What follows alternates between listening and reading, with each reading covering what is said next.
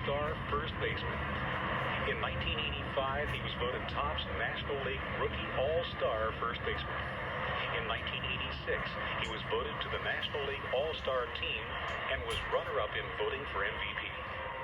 He has also set records as the first Houston player since 1974 to hit 20 or more home runs in one season. In 1986, he hit 31 home runs, 101 RBIs, and tied for the lead in game-winning RBIs.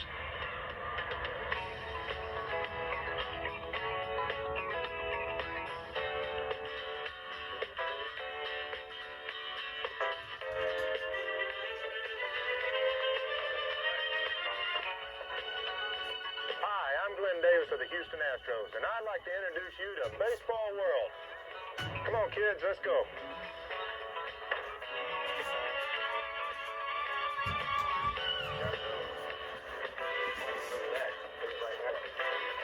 Here in Orlando, Florida, one of the most exciting sports, baseball, is offered at an advanced level. Today's young athlete can receive instruction based on the same styles, techniques, and fundamentals used by today's Major League Baseball players.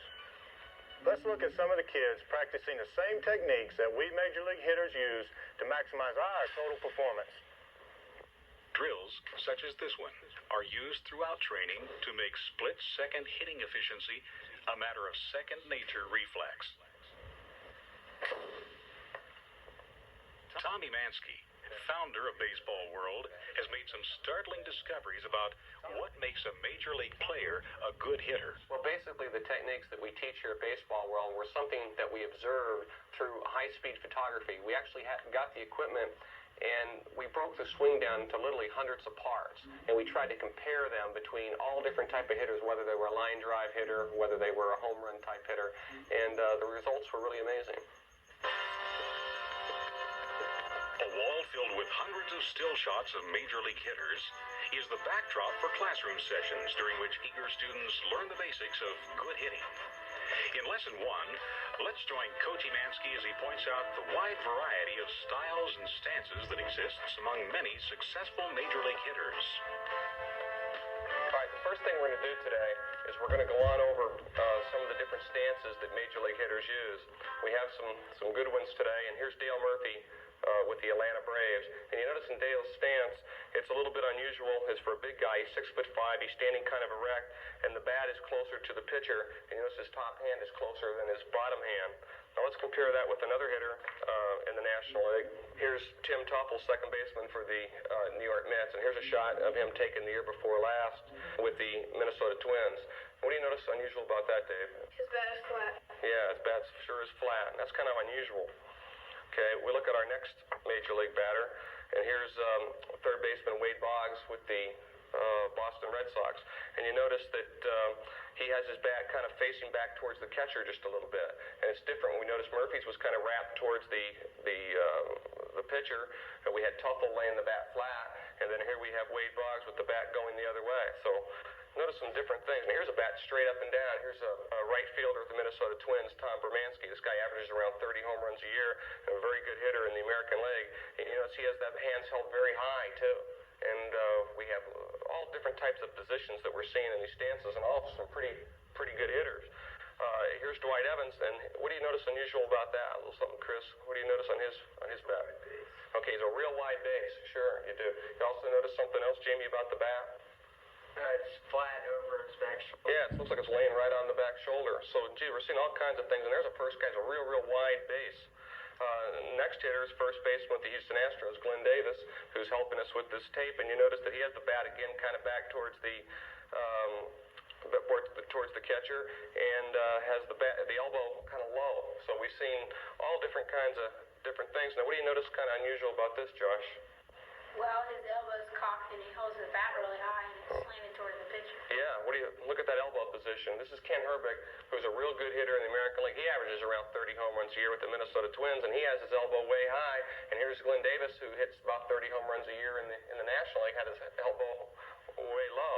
So if we notice these guys, here's slugger Jim Rice with the Boston Red Sox, and you notice that his hands are kind of relaxed and held low, and his base is kind of narrow. So we're going over these different stances. What kind of do you notice about this, guys? Okay, it's all different. As you have just seen in lesson number 1, a wide variety of styles and stances exist among many successful Major League hitters. Consequently, myself and the staff at Baseball World feel that this is an area that is unfortunately overcoached. Now let's see what professional hitters have in common, as Tom explains in lesson number 2. Okay, looks like every Major League hitter hits different. And a lot of people believe that, and that's why, as a hitting instructor, it's real difficult to teach, because when everybody believes it could be done many different ways, it's pretty tough to convince somebody that there's a certain style or a certain method that you have to use. So what we're going to try to do in this course is to educate you to the mechanics that the Major League players have in common. That's what they all do together. Now, although the stances all look different, there is something right here that I have noticed in my research that the Major League hitters have in common right in the stance. Now, let me point this out to you. What do you notice about Dale Murphy's head and eyes right there, Dave? They're level. Okay, they're level and they're looking kind of straight out at the pitcher. And if you think about the youth league hitters, you'll find out an awful lot of times that when you go to your games or the high school games and even the college ranks, you'll look and you'll see the hitters kind of have their eyes kind of diagonal, kind of cocked. And when your eyes are, if you look around the room here, everybody's eyes are kind of on a level plane. And that's how we're designed to look. We're not designed to have one eye over the other. But a lot of young athletes or inexperienced hitters kind of get their eyes in bad position, so they get a poor perspective of the ball. And we checked this out with the Houston Astros eye doctor, Dr. Ross, here in Winter Park, Florida, who's worked with them a couple of years ago in spring training. And he's educated us that the human eyes are made to work on a horizontal plane. And if you notice, the good hitters in the big leagues seem to look right at the release. So what we're keying for is the release of the ball right up in here. And let's look at Dale Murphy's eyes. They're nice and level. Okay, and let's go to a right-handed hitter so we can get a little better angle. There we look at Tim Tuffle and see Tim's eyes. Nice and level, looking right over that front shoulder, looking for the release again. Keep that in mind. Let's look at Tom Bermansky. Do you notice there? Same thing. So we're starting to see some similarities in the head positions. You notice that, Jamie? Okay. There again. It's Mr. Evans right there. Good head position. Now, there is something also that's in common. Look at Glenn Davis, same type of thing. So we've learned something today, that we need to get a good head position. Head and eyes level, looking right up for that release point over the front shoulder. With the lefties, it's a little tough to see. There's Jim Rice. There you go. There's a right-handed hitter. There again, same type of head position. So there is something also I have discovered in common that the Major League hitters have that can't see in a picture, and that is they all have a rhythm or movement. If you think of your own personal favorite ball player right now, each hitter has their own personal rhythm. Josh, who's your favorite ball player in the baseball? Glenn Davis. Okay, Glenn Davis. What does Glenn Davis do for his rhythm when he's in the batter's box? Wiggles the bat around. Okay, he kind of waggles that bat out in front of the plate. So does Dale Murphy. If you think of Joe Morgan with the Cincinnati Reds years ago, what would he used to do? He used to take that back elbow, remember, and flop it up and down. So if you think of your own favorite ball player, they just don't get into the batter's box and stand still. They all seem to have their personal type of rhythm or movement, and that's so we can eliminate tension. We don't want to have any tension or tightness develop. What do you think happens in the big leagues when the batter gets in the box and the pitcher takes his time? They'll go ahead and they'll pull with their rhythm just a little bit, and if the guy takes an extra second or two, they're going to step right out of that batter's box and get out. So the key points, even though our stances look all different, there is some similarities there. And the similarities are the head and eyes level over the front shoulder and a personal rhythm.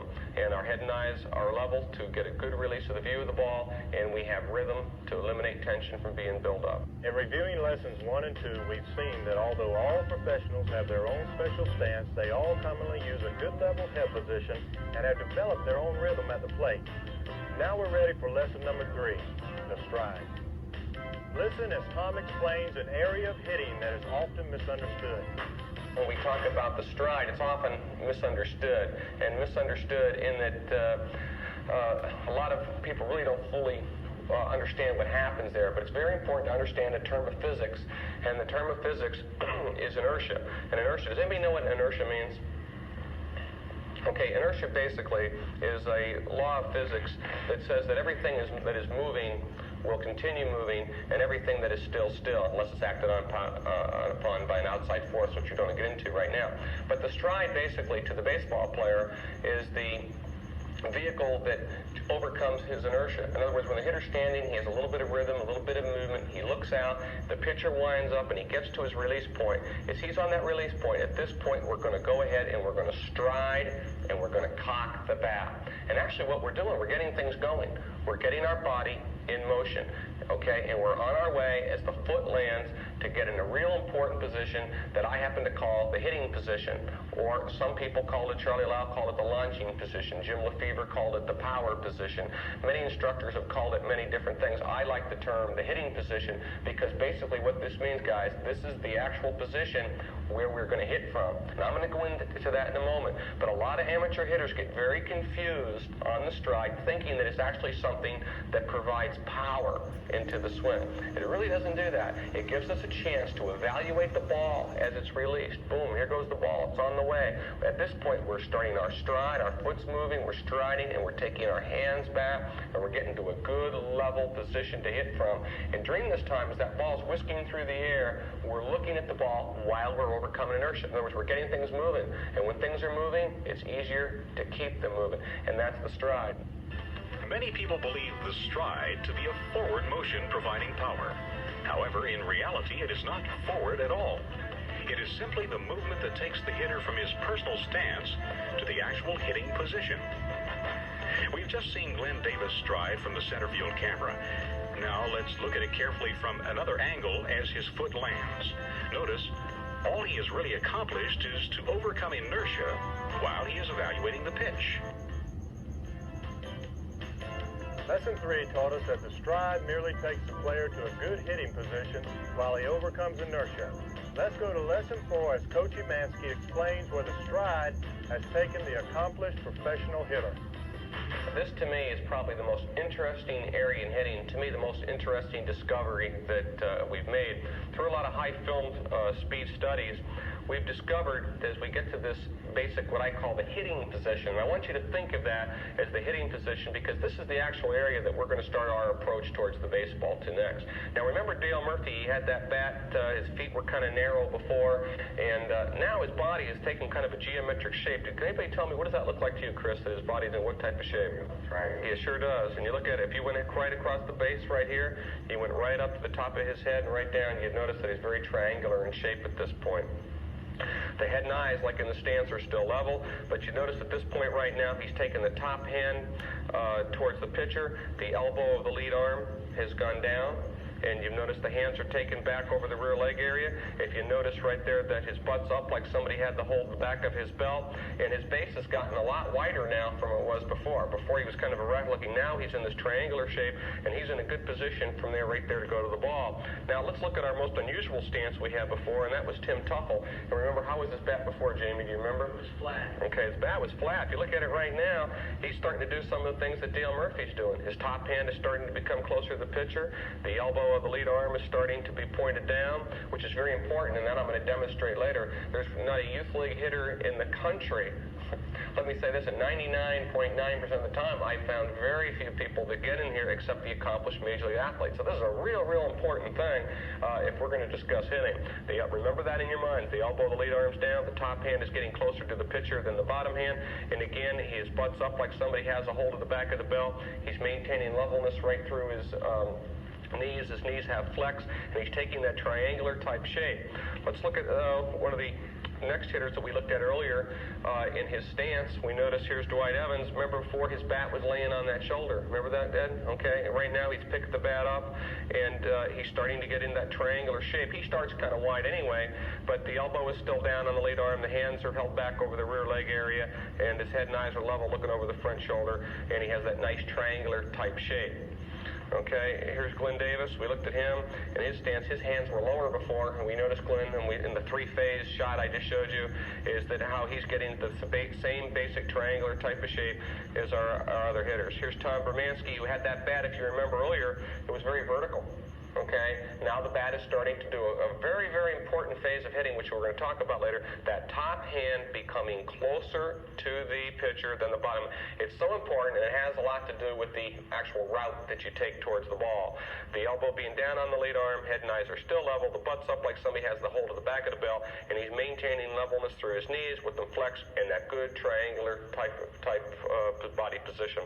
We go into Wade Boggs, and we notice that here's Wade Boggs from the backside, that there's the triangular shape, and let's take a look at him reverse angle. Is he's brought the hands up equal to the front shoulder area, just like our other hitters. The top hand is now closer. The head and eyes are looking right over the front shoulder. The good triangular type shape. The butt's up, and he's executing basically the same principles as all our other hitters have. And I think that's very important for us hitting instructors to realize that all these hitters are getting to the same type basic position. If we remember Jim Rice, his hands were kind of low. Well, look what happened to Jim right here. The top hand got closer to the pitcher. The elbow's down on the lead arm. The hands are held back over the rear leg area. The head and eyes are level. The knees are flexed. The butt's up just like somebody had a hold of the back of the belt. Okay? Now we have a shot here of Jimmy from the other side, and you'll look at the good head position. You'll look at the top hand being closer, and that bat has that kind of a wrapped appearance. And I'm going to demonstrate for you later what a wrap is and what one isn't. But right there, that's a good, solid position. The butt's up like somebody has a hold of the belt. And the reason that butt's up, let's just talk about one little thing right there. The reason for that, when you get the back buttock muscles and thigh muscles up, it automatically puts the weight to the balls of the feet, and that's so important to have good balance. Okay? And we go right back to Dale Murphy again.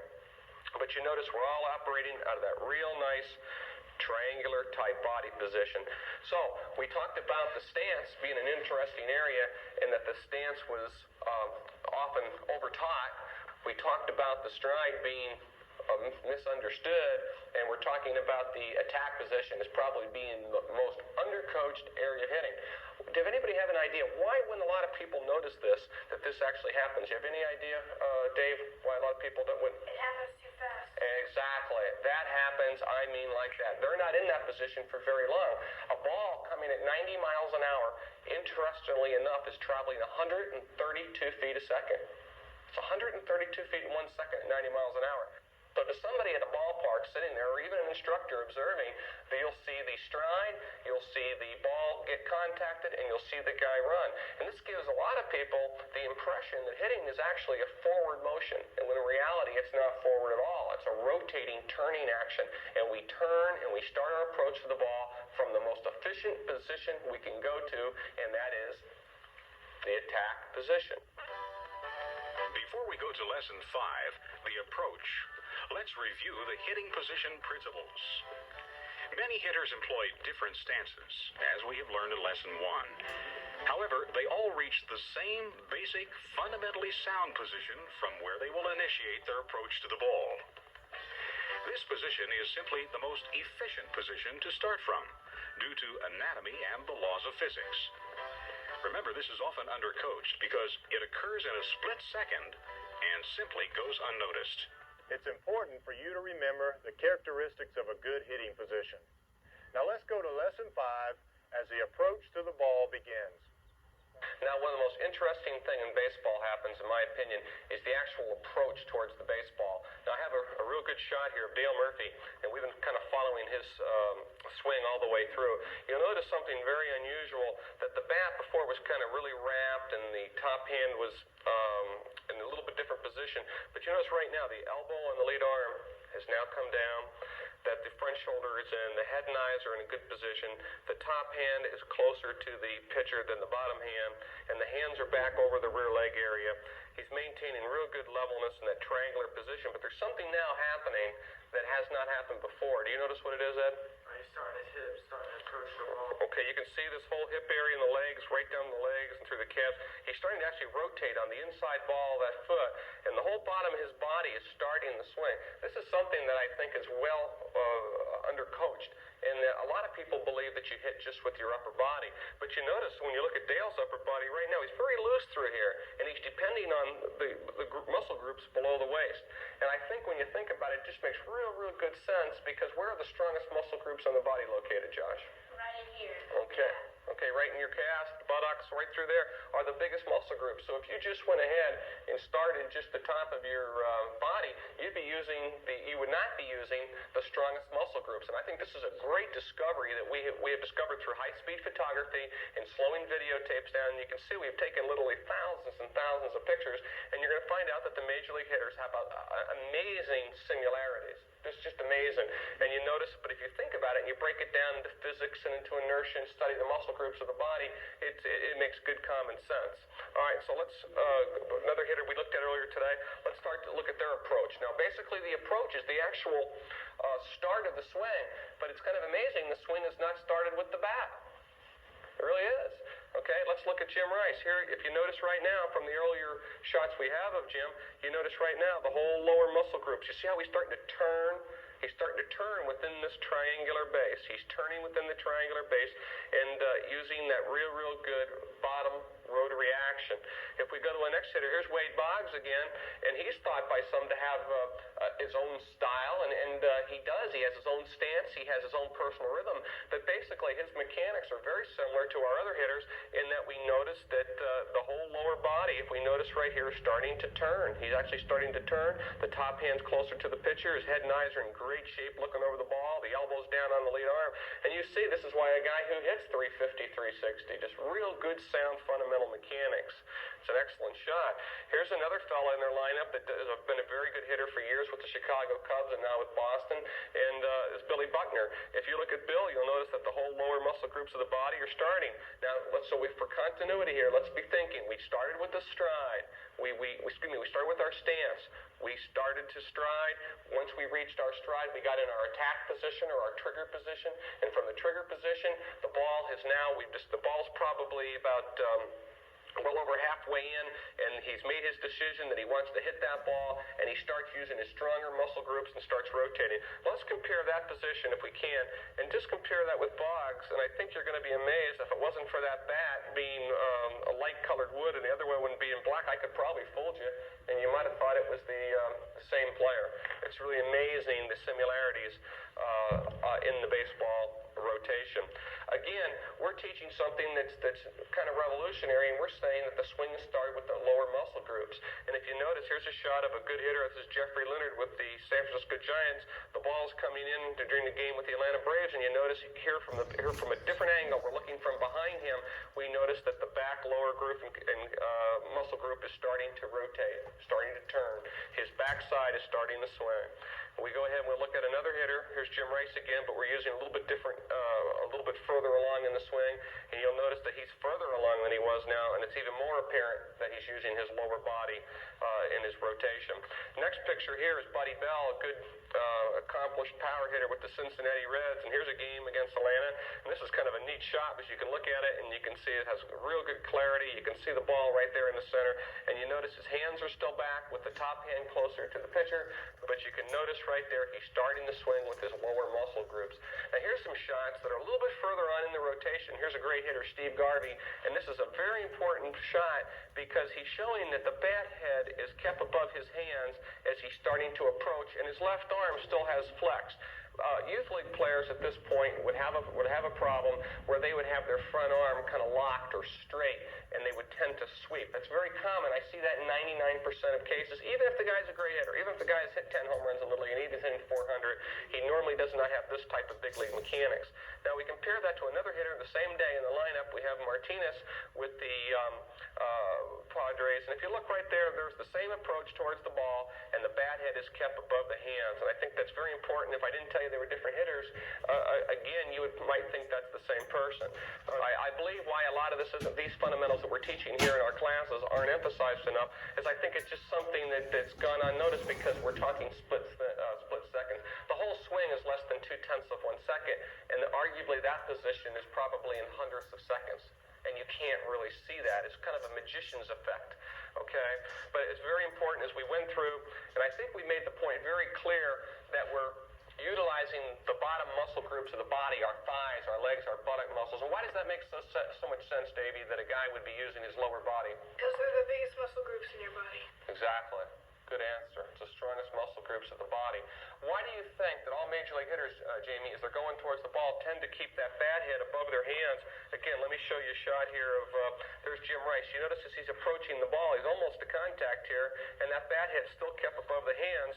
Now, if we compare that with Steve Garvey, we see that he's doing the same things. Why do you think these major league hitters would have that bat head above the hands like that? Because then they could go to the ball instead of maybe coming up under it, or Right. Well, why don't you think people go up under in the big league level?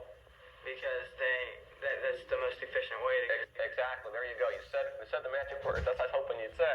When this bat head is kept above the hand, you have a very fast hammer-like effect towards the ball, and that is simply the most efficient way. So we need to take our mechanics and make them more efficient. And I can't think of better role models to follow than major league hitters. There's very few of them, and they're just superb athletes. Let's go out there and take a look at Eddie and Glenn, and they're going to show us, and they're going to go right on through the trigger position and the approach for us.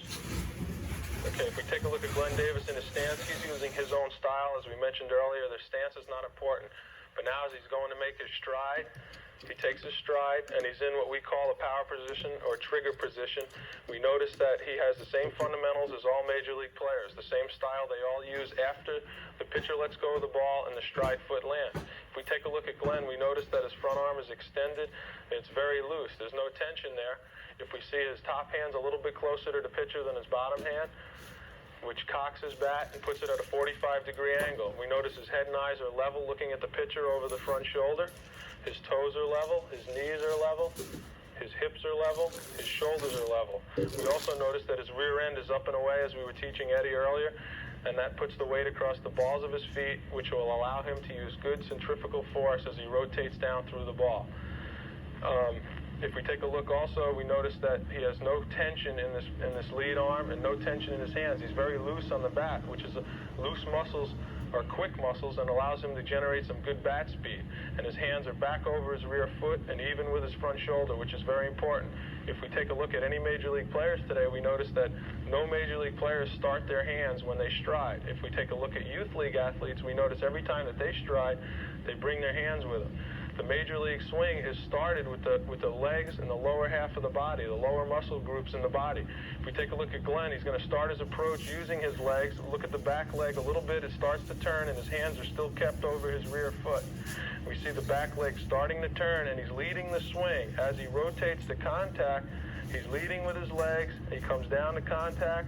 He's palm up, palm down. His head and eyes are down, looking at the ball, seeing it come off the bat, and he's very balanced. He never went forward. He's hitting behind a stiff front leg. His back leg is a backwards L, and he's in a good position to drive the ball right here. Okay, we talked about the power position, and now we're going to talk about initiating the approach. As we talked about earlier, the approach is started with the lower half of the body. When Glenn initiates his approach to the ball, he uses his legs in the bottom half. Notice how the hands are staying back. Let me stop you here for a second, Glenn, and ask you, as major league players playing at that level, would you think that that's important that you started the swing with the lower half of your body? Well, the lower half, that's correct. The lower half enables you to generate bat speed. You can't pick up a lot of bat speed just using your arms and your hands. You're not going to do that. If you do hit the ball, you're going to hit it weakly. So what we do, we have to start with our back leg to generate the bat speed that we need to make contact. And this is your largest muscle group, and this is where all your power comes from.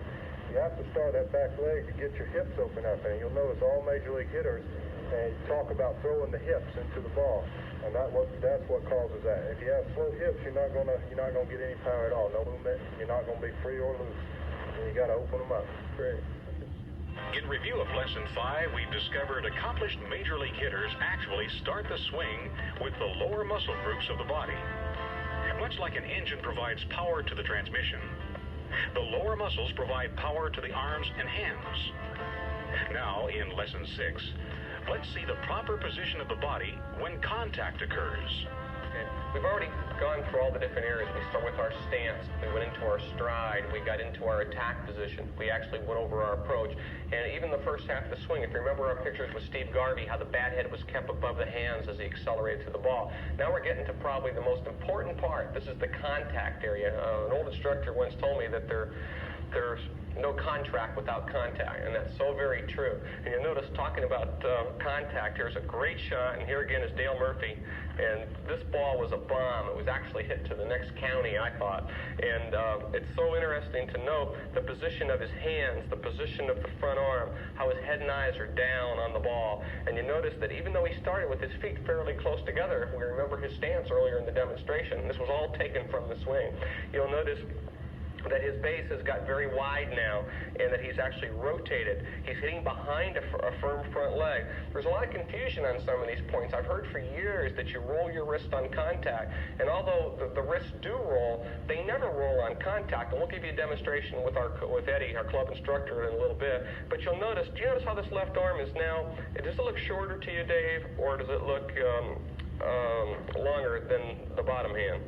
Shorter. Looks shorter. So what's this top hand you think going to do if he's going to keep follow through on that swing a little bit? It's going to roll over. Right, it's going to roll over, and that's so interesting. That's as simple as that. That's all there is to it. That's why the top hand rolls. It actually has nothing to do with the actual hitting of the ball or providing power or a lot of misconceptions. Okay, so we want to be palm up, palm down on contact, and that's how we provide the power through the ball. The top hand will roll over, and that's just natural. That's due to our anatomy again.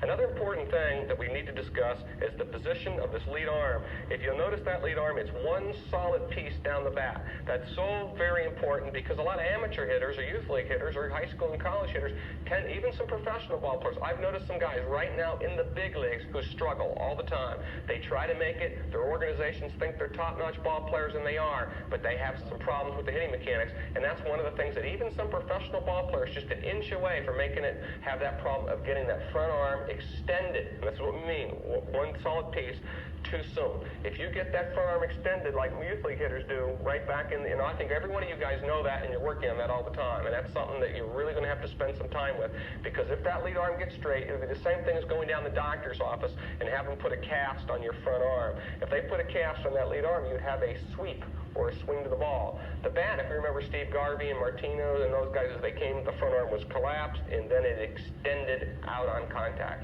Very, very key important thing. So we want to hit the ball at what I call it zero acceleration. And all that means, it sounds complicated, but zero acceleration just means that our hands are getting faster, faster, faster, faster. And then when that front arm gets straight, that's when we have zero acceleration. The bat is as fast as it's going to get. If we went ahead and hit the ball back in here, we would be jammed. We all heard that term jam. That's all jam means. We didn't get the arms out. We didn't get them extended. Another very interesting thing, it's not both arms being straight. It's just the lead arm. You notice the back one here is still collapsed. Okay, it's not both arms extended.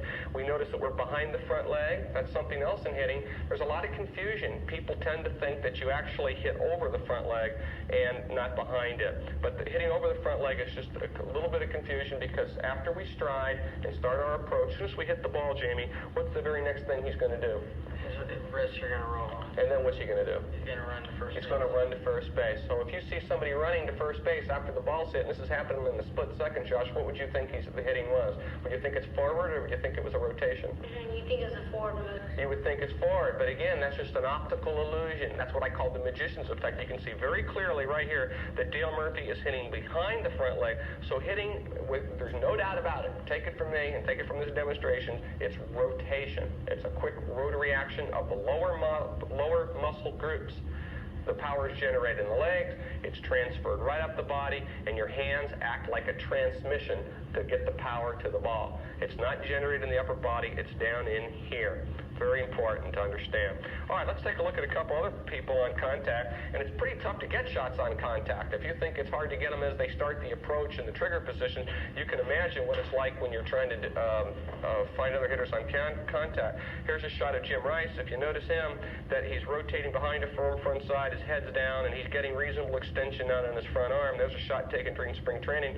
And here's another shot I found interesting. Here's one of our students. Here's a 13-year-old student last year who, after taking the hitting course for a couple of months, I went over, his swing was getting very good, and we went over and took a shot of him over at Altamont Springs Little League at a game. And you'll notice he's got a terrific shot here, very similar to the Dale Murphy rotation, as he's behind the firm front side, his head's down, he has the good rotary action, and he has good hand position. He's a little rolled over in the top hand there, but reasonably, this is a great shot. And it's interesting to note when you do this, this ball was hit around, there's no fence over there at that field, and the ball was hit about 30, 40 feet over the left fielder's head. And when Dale Murphy accomplished the same objective, he hit the ball to the next county because he's 6'5" and that type of thing. But you'll notice these are great shots proving the mechanics can be trained. So I think I enjoyed making this presentation this morning to you fellas, and we've gone through all the phases of hitting, but we're not ready to go out and start hitting yet because we just know the fundamentals. Hitting basically is a reaction. We react when we hit, okay? Just knowing the fundamentals is not good. It's not good for us until we actually absorb them through a lot of correct repetitions of the right thing. So a good way to practice that would be a lot of tee time. Can you think of another drill that would be good, Chris?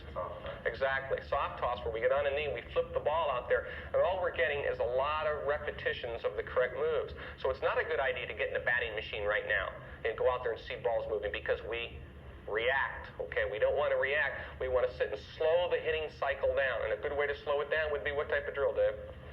Just off the tee. Off a tee would be great. You can sit and put that ball on the tee, and very slowly we can go over. And I have a little drill that our instructors use, and we call it 1, 2, 3. We pretty much have an idea of what we're going to do. So let's go out there and start some drills, and let's see if we can start having them become part of our total performance package. I hope you enjoyed teaching the mechanics of the Major League Swing. But before you start your drills, go back and review lessons 1 through 6. And just a note, in the upcoming drills, we are featuring Chris and Eddie, who have been selected by Major League teams. They both are graduates of this program. Good job, that boy. Good job. Good rotate the ball. Okay, go ahead and stride. Start your approach towards the ball. Good. Maintain good levelness now. Go ahead and rotate through the ball. That boy. Good job. All right, nice and relaxed. Did you feel comfortable right in that stance? Okay, go ahead and stride. All right, as we complete the stride, let's hold that position. So we're going to look at the fundamentals we talked about earlier. We see we have the hands back over the rear foot area. Excellent. We have the top hand closer to the pitcher. Have the front shoulder still tucked in. There's flexibility in the lead arm. It's not locked out. There's a good position in his backside. His butt's up. The knees are in a level position and flex, so he's using his lower body. And he's in a good position to drive the ball. Okay, you feel comfortable, feel strong in that position right there? Okay, real good. Now he's just completed the stride, and this is what's going to happen right as the ball has just been released. The ball's about halfway there. He starts his approach, goes through the ball, makes a good rotation towards it. Good job. Let's try a few more. Rotate through. Got it, baby. Good job. There we go. Good job. That's the way to get around on the ball. You notice we're using good, sound, rotary type action. Excellent. Excellent. Notice Jamie is taking his hands back and rotating to the ball, just as has been demonstrated by our Major League role models.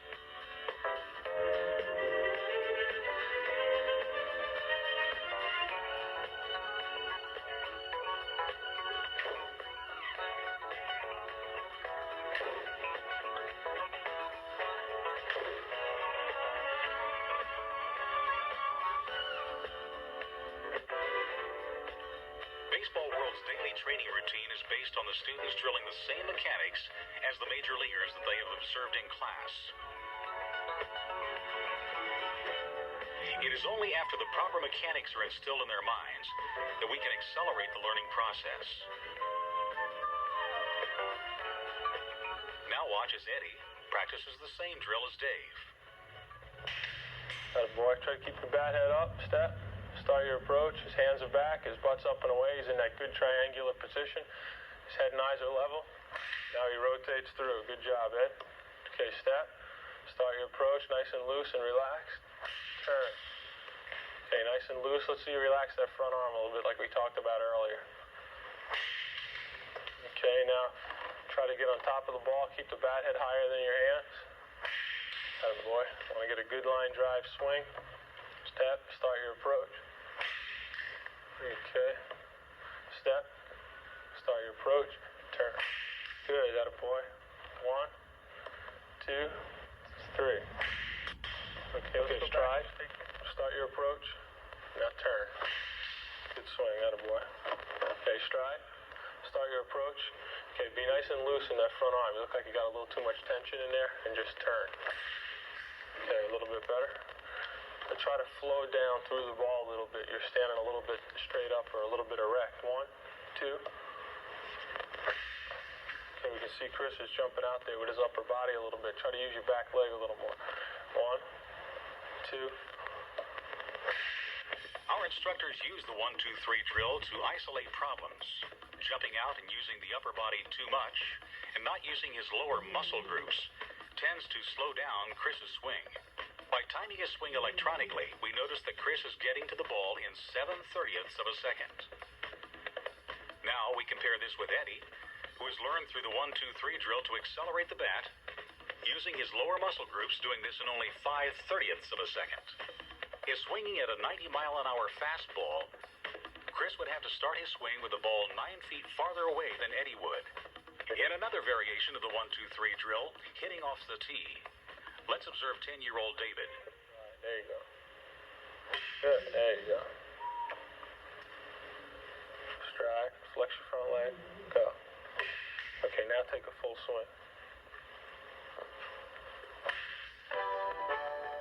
By stopping the swing in the two phase, the approach, we can check David's fundamentals and see if they are big leg. He's starting to swing with his lower muscle groups. He is level through the hips. His elbow is down on the lead arm and flexed.